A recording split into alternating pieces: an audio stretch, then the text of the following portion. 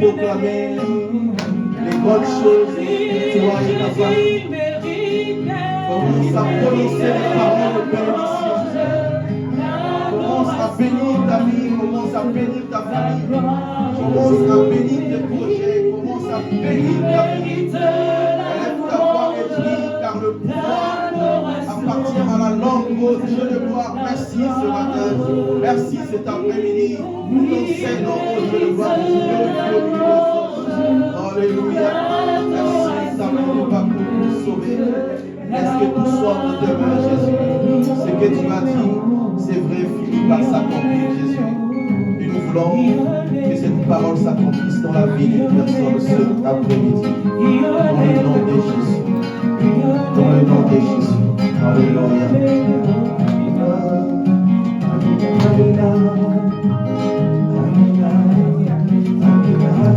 Hey, Jésus.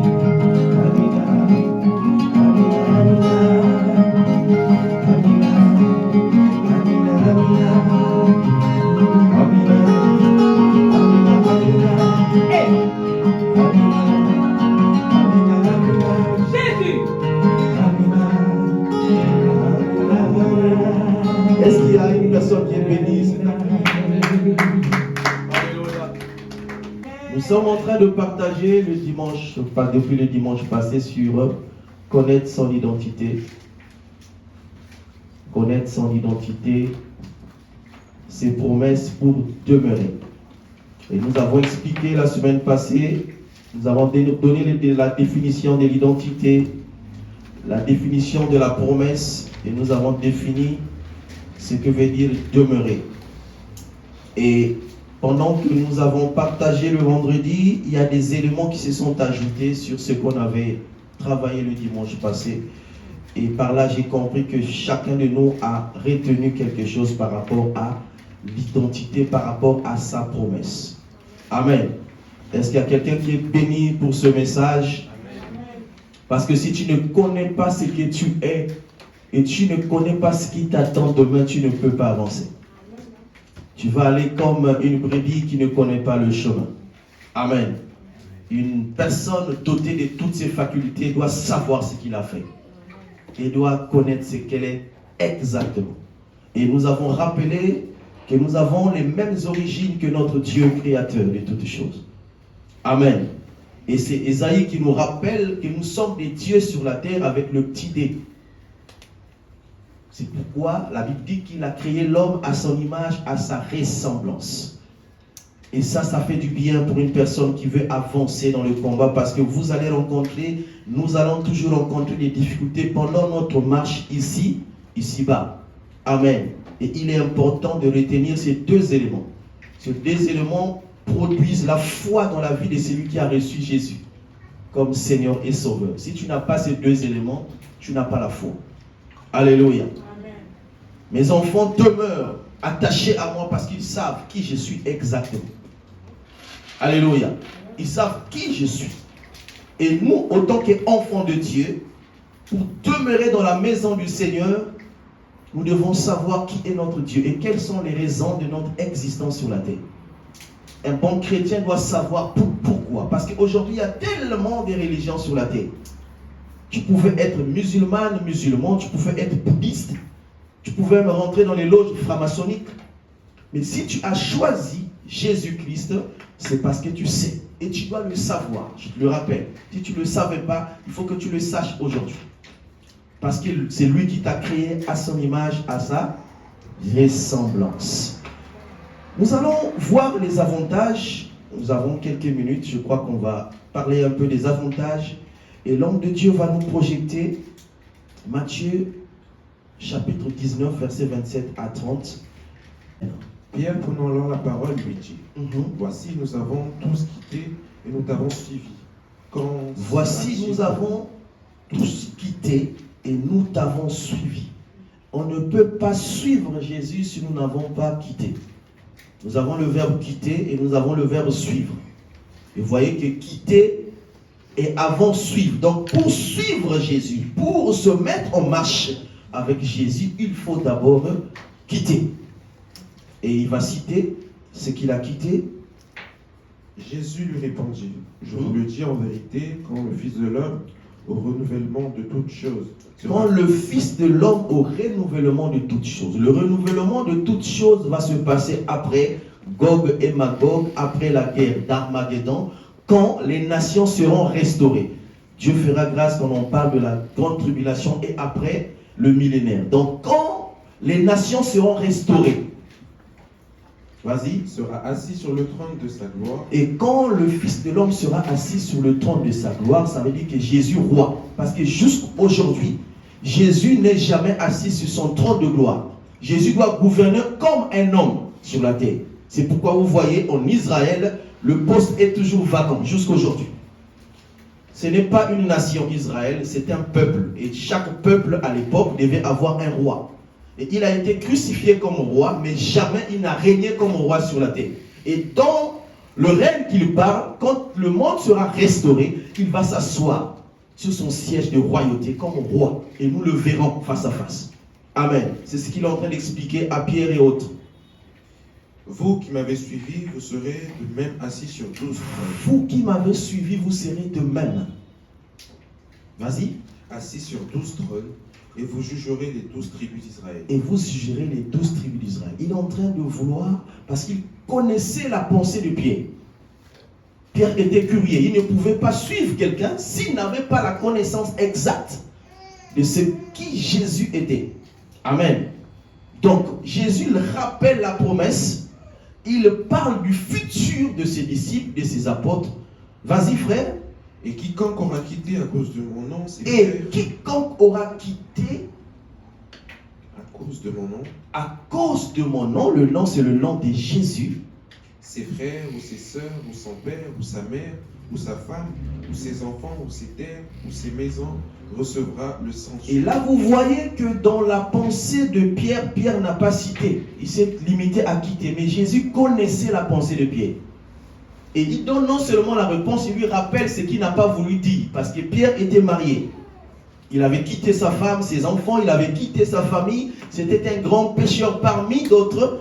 Parce que nous le voyons dans les Écritures. Il a laissé sa pêche pour suivre cet homme. Et Jésus lui rappelle ces choses. Recevra le centuple et héritera la vie éternelle. Il recevra le centuple. Le mot centuple ici, dans la version originelle, est traduit par, en fait, le mot c'est beaucoup plus. Le mot grec c'est beaucoup plus. Tu recevras beaucoup plus. C'est pas le mot 100. C'est les traducteurs qui ont donné le mot 100, mais dans l'écriture originelle c'est beaucoup plus. Le mot traduit c'est beaucoup plus. Donc si tu as perdu un frère, tu auras beaucoup plus de frères. Et le nombre n'est pas limité. Amen. Vas-y frère. Plusieurs des premiers seront les derniers et plusieurs des derniers seront les premiers. Tu peux t'arrêter là, frère. Amen. On peut prendre le même passage, plutôt le même langage dans Marc 10, verset 28 au verset 31. Là, c'est Marc qui donne son avis par rapport à ce que Christ a dit, parce que dans ce que Matthieu dit, il y a un élément qui échappe. Et c'est cet élément-là que nous voulons aussi étudier cet après-midi, pour comprendre que dans la marche que nous avons choisi, il y a des choses qui vont se passer. Vas-y dans Marc, chapitre 10, verset 28 au verset 31. Pierre se mit à lui dire, voici, nous avons tout quitté, nous t'avons suivi. Jésus répondit, je vous le dis en vérité, il n'y a personne qui, ayant quitté à cause de moi et à cause de la bonne nouvelle, sa maison, ses frères ou ses sœurs, ou sa mère ou son père, ou ses enfants ou ses terres, ne reçoivent au centuple présentement dans le siècle-ci des maisons, des frères, des sœurs, des mères, des enfants, des terres, avec des persécutions. Avec des persécutions. Ça, Matthieu ne l'a pas dit, n'est-ce pas? C'est pourquoi, je le répète toujours, faisons attention quand nous lisons. Ayons l'habitude de partir dans la concordance biblique pour comprendre. Parce qu'il faut écouter le point de vue de tout le monde. Les évangiles, c'est des citations. C'est-à-dire que ceux qui ont vécu l'histoire, et chacun raconte tel qu'il a entendu l'histoire de Jésus. Amen. C'est pourquoi nous avons 4 évangiles. Et quand nous écoutons Matthieu, nous devons aussi écouter Luc. Est-ce que, s'il a dit la même chose, qu'est-ce qui échappe? Et là, nous voyons que dans ce que Matthieu nous présente, ce n'est pas une erreur, parce que la parole, c'est complète. Dans ce que Marc, plutôt Luc est en train de présenter, il ajoute un élément. Et l'élément qu'il ajoute, c'est quoi? C'est plutôt Marc, c'est la persécution. La persécution. Et moi, j'ai toujours l'habitude de dire que parmi tant d'autres promesses que nous avons reçues de Jésus, il y a aussi une promesse qui nous échappe, c'est la persécution. Amen. La persécution. Tu peux répéter le verset, mon frère, pour que ça ne vienne pas de moi, mais de la parole de Dieu. Verset 30. Nous reçoivent sans sucre, présentement dans ce siècle-ci, des maisons, des frères, des sœurs, des mères, des enfants et des terres, avec des persécutions. Avec des persécutions. Et quand vous voyez le mot avec, c'est un mot qui met en liaison quelque chose. Ça veut dire que vous recevez, mais en même temps que vous recevez, c'est suivi des persécutions. Alléluia.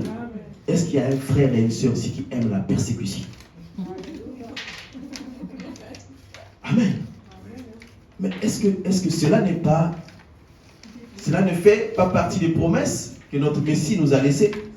La persécution, c'est la souffrance. La Bible dit que si vous voulez me suivre, quelqu'un veut me suivre, qu'il prenne sa croix et qu'il me suive. La croix, c'est quoi? C'est la souffrance. Les difficultés. Et c'est la phase la plus difficile pour un chrétien. Le chrétien veut, quand tu te lèves de bon matin, que tout soit mis comme un tapis rouge, qu'il fonctionne, qu'il marche, tout est déjà au point, sans trébucher, sans quoi que ce soit. Ce n'est pas la vie que le Messie nous a appelé.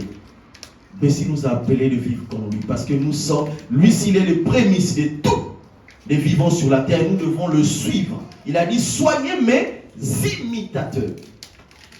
Nous n'allons pas donner notre vie pour l'humanité, mais nous sommes appelés à souffrir. À souffrir. Du fait que tu n'es pas le même langage que ce monde. Du fait que tu donnes un point de vue qui soit différent aux autres. Mais qui soit dans la parole de Dieu, bien sûr. Parce qu'il y a des points de vue qui n'ont rien à voir avec la promesse. Ce n'est pas de ces points de vue-là que je parle. Je parle des points de vue qui sont dans les normes bibliques. Quelqu'un est droit dans la parole, mais qui pose des conditions et que les autres trouvent que c'est difficile. Alléluia. Et c'est en ce moment-là que la persécution commence dans la vie de celui qui a choisi Jésus. Alléluia. Nous avons dans la Bible, dans Genèse 37, vous allez lire tout le chapitre, jusqu'au chapitre 38, vous allez voir la vie d'un homme qu'on appelle Joseph. Joseph il n'était pas l'aîné de la famille, mais quand on le présente dans la généalogie de Jacob, on le présente comme étant le premier-né de la famille. Mais le premier-né, nous savons que c'est Ruben. Amen. Et la Bible dit dans le verset 3 du chapitre 37, il dit, Joseph, son père, lui donna une tunique à plusieurs couleurs. Et nous savons que, selon la coutume juive, quand un père donnait la tunique à plusieurs couleurs à son enfant, cela voulait simplement dire qu'il voulait honorer cet enfant plus que tous les autres enfants. Cela voulait aussi dire que cet enfant était le premier-né de la famille. En réalité, Joseph allait prendre cet habit donné à Ruben qui était le premier. Mais la Bible dit, quand vous lisez l'histoire de Jacob, il avait aimé une femme qui s'appelait Rachel, mais il arrive dans la maison de Laban, on lui présente une autre femme, Léa. Ce n'était pas dans ses intentions. Il travaille pendant 7 ans pour Rachel. À la fin, on peut dire qu'il a été escroqué, roulé, arnaqué. Parce qu'à l'époque, le mariage, tu ne pouvais pas voir ta femme comme ça. Il fallait tout payer. Et après la nuit de noces, c'est le lendemain matin qu'elle devait se dévoiler pour que tu vois son visage. C'est la coutume. C'est ce que nous voyons aujourd'hui dans les mairies. Nous avons pris une partie. On voit, mais à l'époque, tu ne pouvais même pas voir le visage de ta femme. Et donc, il va avec sa femme, croyant que c'était Rachel. Le lendemain matin, la femme enlève son voile et le regarde comme ça. C'était pas Rachel, c'était Léa. Il dit, mais oncle, pourquoi tu m'as trompé? Il dit, non, c'est pas une tromperie, c'est la coutume qui exigeait ça. Tu ne peux pas épouser la petite sœur tant que la grande sœur n'est pas mariée. Joseph était mal barré. Mais comme il aimait Rachel, Jacob l'a eu, il a dit, mais si tu continues à l'aimer, il faut que tu travailles encore 7 ans. Tu dois bosser pendant 7 ans pour que tu aies Rachel. Mais comme tu as déjà connu Léa, La loi ne permettait pas que tu puisses connaître quelqu'un sexuellement et le lendemain l'abandonner. C'était un péché. Et jusqu'aujourd'hui, ce péché existe. L'impudicité. Dieu n'en a pas besoin dans sa maison de rencontrer des hommes, des chrétiens que nous sommes dans l'impudicité ou dans l'adultère. Donc, en fait, Jacob est tombé dans le piège de son oncle Laban. Parce que Laban savait qu'après cette cérémonie, il ne pouvait plus rompre. Parce que c'était déjà le mariage.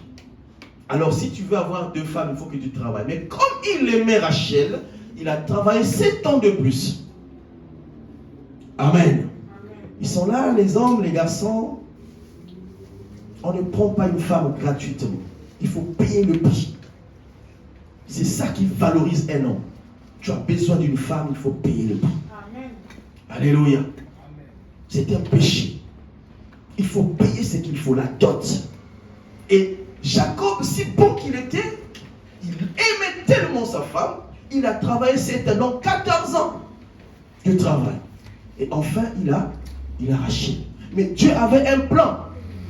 Et le plan que Dieu avait, c'était qu'il devait avoir les 12 tribus que vous entendez parler, viennent de ces 2 femmes et de ces servantes.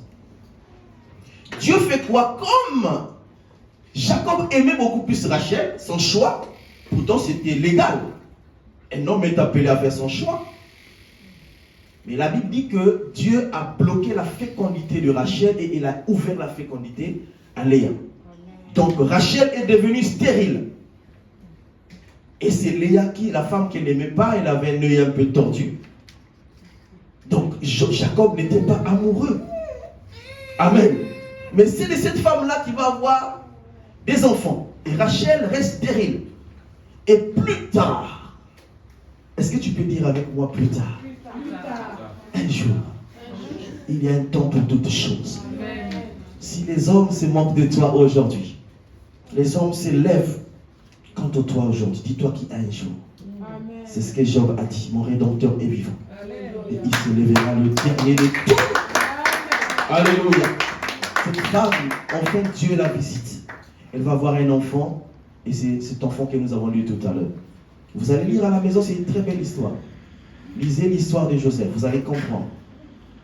Et Rachel va mettre au monde et il donne le nom à cet enfant Joseph, qui veut dire que Dieu donne encore. Alléluia. Que le Seigneur donne encore. Et donc, vous allez comprendre la pensée de Joseph, plutôt de Jacob, son père, pour son enfant. Pour lui, le premier-né pour lui, Jacob, c'était Joseph. Est-ce que vous comprenez ça? Est-ce que vous comprenez? C'est un piège pour nous les prédicateurs dans ce langage de Genèse. Beaucoup de prédicateurs commettent des erreurs graves. Alléluia. Pour Jacob, le premier fils, selon sa volonté, c'était Joseph, c'était pas Ruben. Alléluia. Et c'est pourquoi, dans Genèse 37, 3, vous voyez, il va coudre, c'était les coutumes, il va prendre une tunique, il va donner à son fils. Et quand l'aîné et les autres, et ils n'étaient même pas en deuxième position, les autres regardaient Joseph avec cette tunique, il y avait de la haine qui montait, la jalousie, parce qu'ils savaient bien que cette tunique devait servir de distinction. C'est-à-dire que quand les autres familles voyaient Joseph, certainement ils se moquaient de Ruben et d'autres. Il dit, mais voyez-vous, le plus petit, on lui donne les honneurs alors que vous êtes là. Et la chose commence dans les cœurs. La chose commence. Alléluia. Elle est difficile à marcher. Mais pour celui qui connaît ce qu'il est, pour celle qui connaît ce qu'elle est, et la promesse qu'il attend, demeure la promesse. Alléluia. Et Joseph savait. Un jour, cet enfant a eu un songe. Et dans ce songe, il voit des herbes, plutôt les gerbes courbées devant lui. Et quand il explique, il interprète le songe à ses frères, mais il savait parce qu'ils étaient dans la lignée de la promesse. Ils savaient ce que c'est qu'un songe. Ils ont compris que ce petit-là a des choses. Il a des choses. Un jour, il fait encore un songe, il voit la lune, le soleil, les étoiles se prosterner devant lui. Il va raconter cette fois-ci non seulement à ses frères, aussi à son père et à sa mère. Et c'est Jacob qui prend la parole en disant, que veux-tu dire par rapport au songe que tu nous expliques? Est-ce qu'un jour, moi ton père, je vais me prosterner devant toi, ta mère qui t'a enfanté va se prosterner devant toi et tes frères? Il dit, mais c'est un songe, je ne sais pas la signification.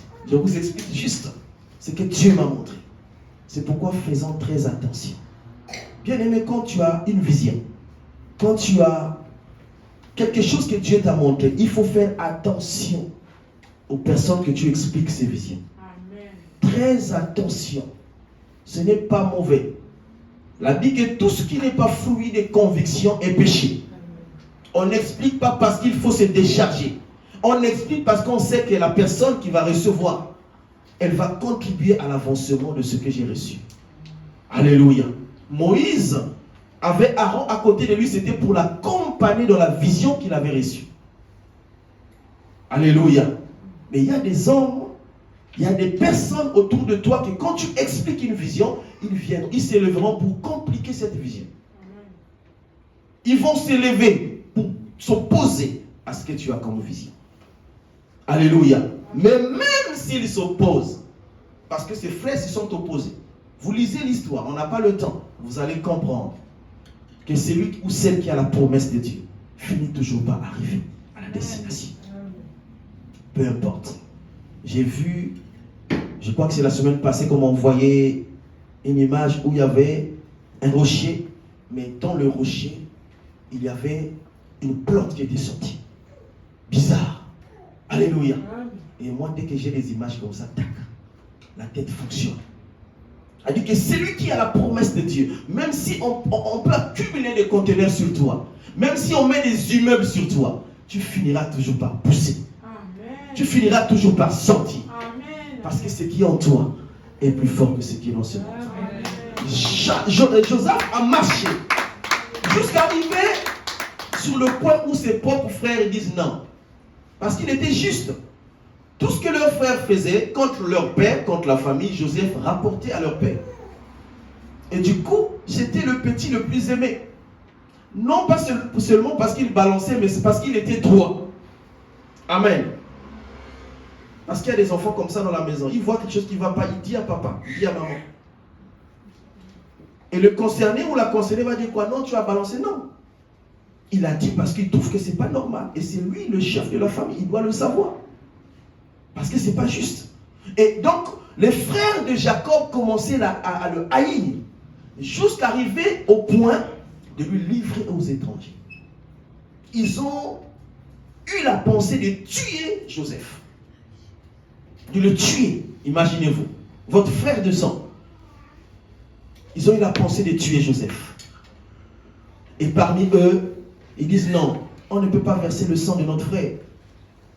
Il serait encore important de le vendre. Ils ont vendu aux Madianites qui passaient, c'était des marchands qui passaient, ils ont vendu Joseph.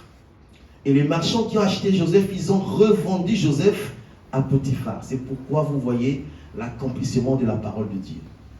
Et j'aime bien, c'est Mélano qui le dit.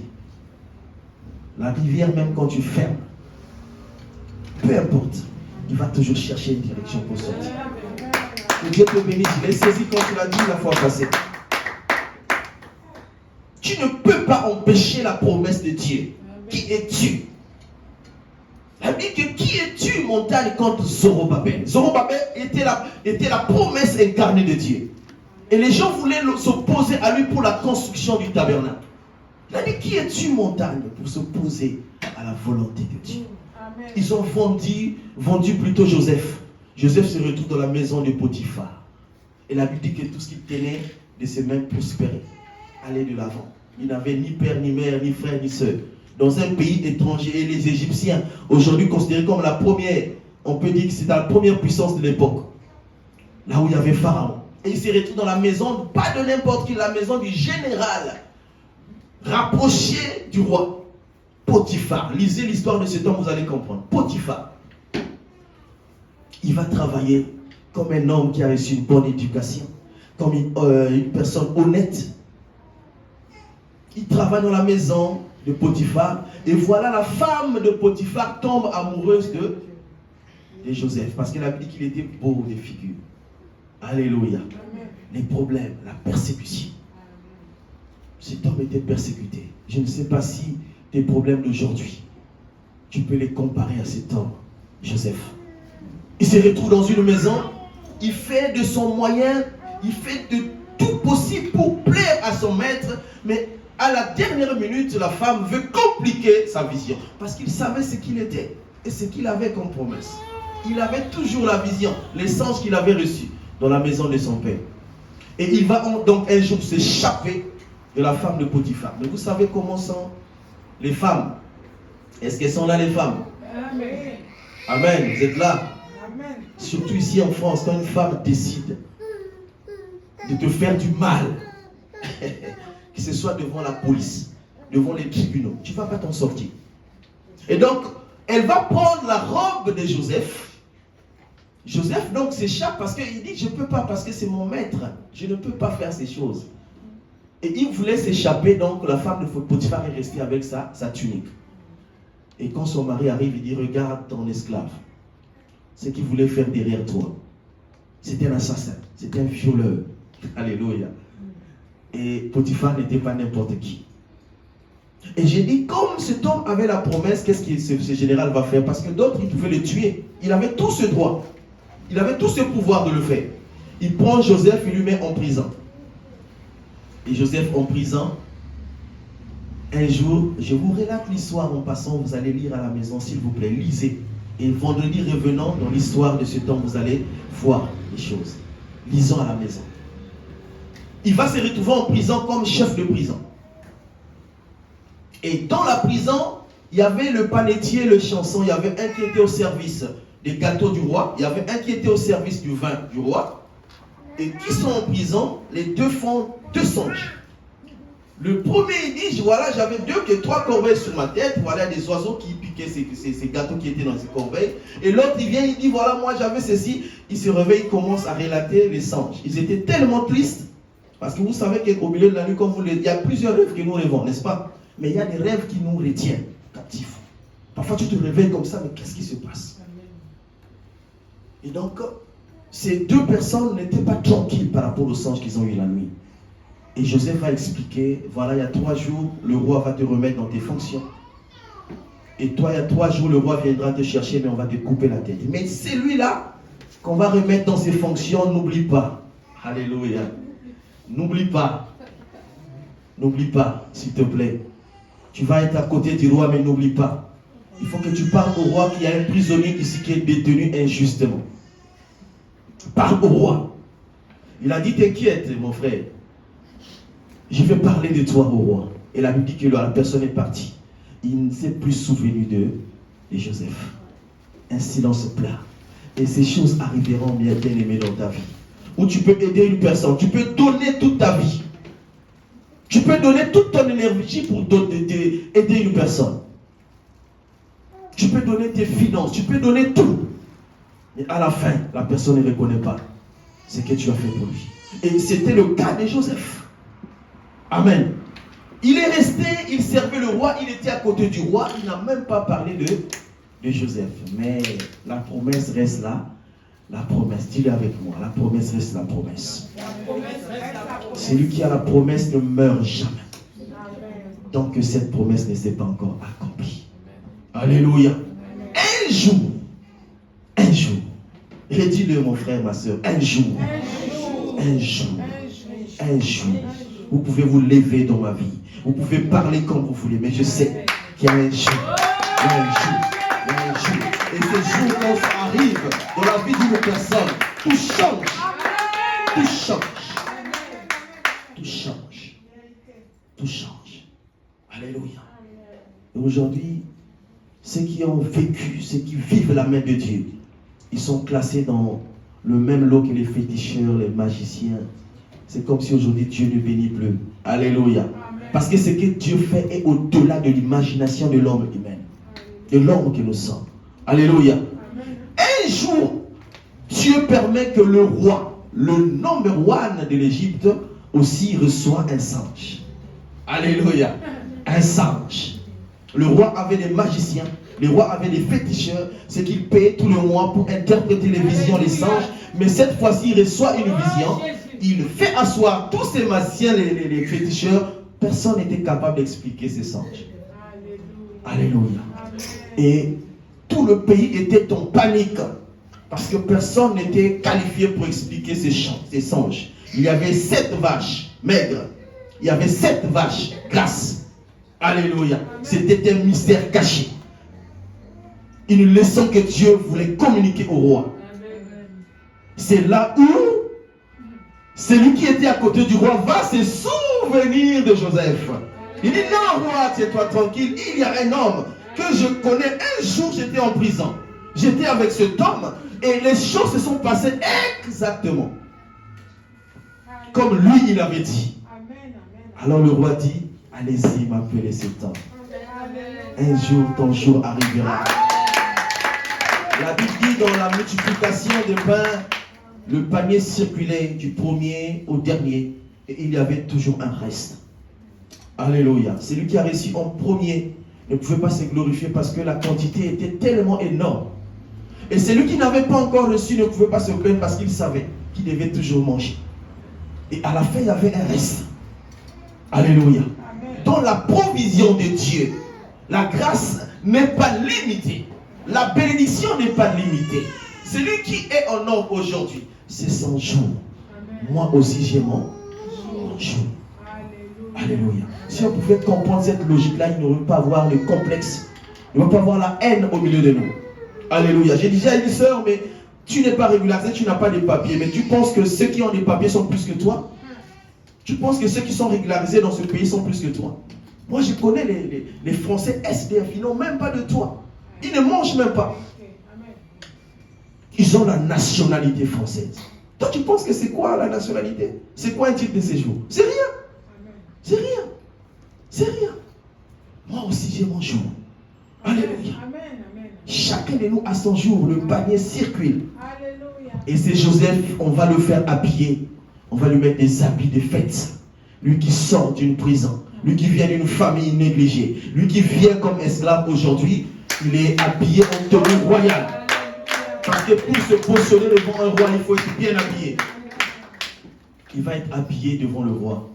Et le roi va lui regarder et dire, mais est-ce que ce que j'ai appris de toi, c'est juste, mon frère? Il vient de roi sans complexe. Sans complexe. Il dit, est-ce que tu as la capacité d'expliquer, d'interpréter ce que moi? Il dit, c'est pas moi, c'est Dieu. Et le Dieu que je connais, il est capable de tout. Alléluia. Et si tu me laisses le temps, d'aller dans sa présence, il va me donner l'information de ce que tu as rêvé la nuit. Et je te dirai, et je sais que ce Dieu-là ne ment pas, il te dira avec exactitude ce que tu as vu dans la pensée. Et le roi a compris, il a dit non, celui-là c'était un appelé de Dieu. Il n'était pas égyptien, il était un étranger. Il n'avait personne pour le défendre. Toi aujourd'hui tu as peut-être un frère, une tante. Tu as un frère en Christ qui peut aujourd'hui peut-être courir derrière toi. Joseph n'avait personne. Il n'avait ni honte, il n'avait pas peur. Parce qu'il savait que la promesse était plus que les hommes sur la terre. Amen. Alléluia. Il va rentrer dans la présence du Seigneur et Dieu va le révéler. Alléluia. L'abondance d'Égypte. 7 ans d'abondance. 7 ans de famille. Et il va demander au roi, il dit, ce que tu as fait, c'est quoi? C'est qu'il faut que tu trouves un intendant intelligent, sage, afin qu'il soit capable de diriger les 7 années d'abondance. Les 7 ans d'abondance. Parce qu'après 7 ans viendra 7 ans. Et ça concorde avec les 14 ans de Joseph, et plutôt de Jacob. Alléluia. 7 ans d'abondance, 7 ans de famille. Si vous n'arrivez pas à provisionner pendant les 7 ans, vous allez vivre des situations difficiles. Et quand Dieu te révèle, ça veut dire que Dieu a un projet avec toi.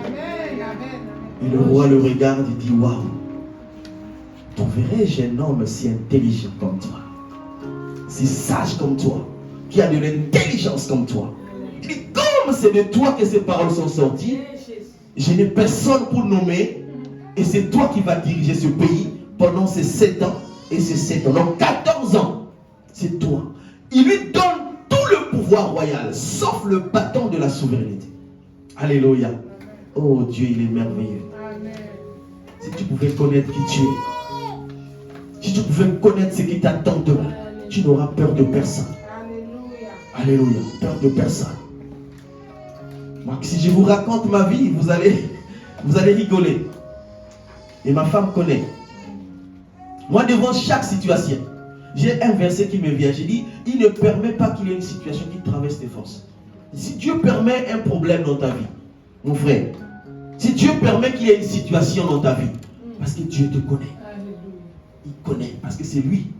Dans Ephésiens 4, verset 7, il a dit, il a mis en nous les dents.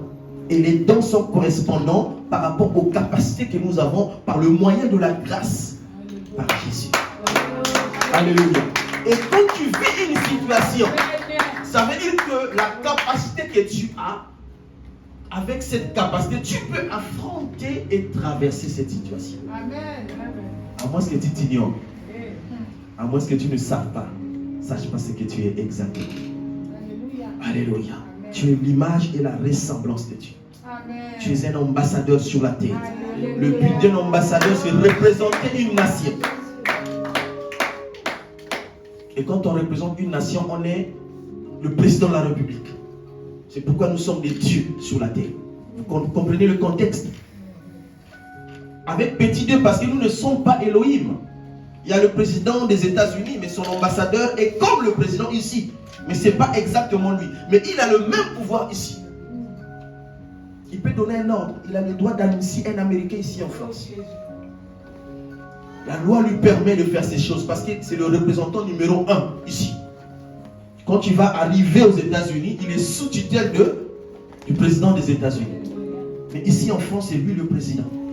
Il a le pouvoir et nous sommes sur la terre. Nous avons ce pouvoir. Alléluia. Alléluia. Si vous lisez l'histoire, on va terminer par cette histoire. Si vous lisez l'histoire de David, que Dieu te bénisse, la servante. Si vous lisez l'histoire de David, vous allez comprendre, c'est dans 1 Samuel chapitre 16, lisez le chapitre 17 aussi, vous allez comprendre. C'était un homme, il était 8e dans sa famille. Il était en 8e position. Il dit qu'il était en brousse en train de paître des brebis. Et ses frères étaient des hommes de guerre. Ils étaient considérés dans la famille. Et l'homme de Dieu, Samuel, reçoit la révélation d'aller poindre un enfant dans la maison d'Isaïe, qui était leur père. Il arrive, David n'était pas présent. Il va donc regarder avec ses yeux les grands gaillards, ceux qui avaient des muscles, ceux qui avaient l'habitude de combattre. Alléluia. Que tes yeux ne te trompent pas. Que tes yeux ne te trompent pas.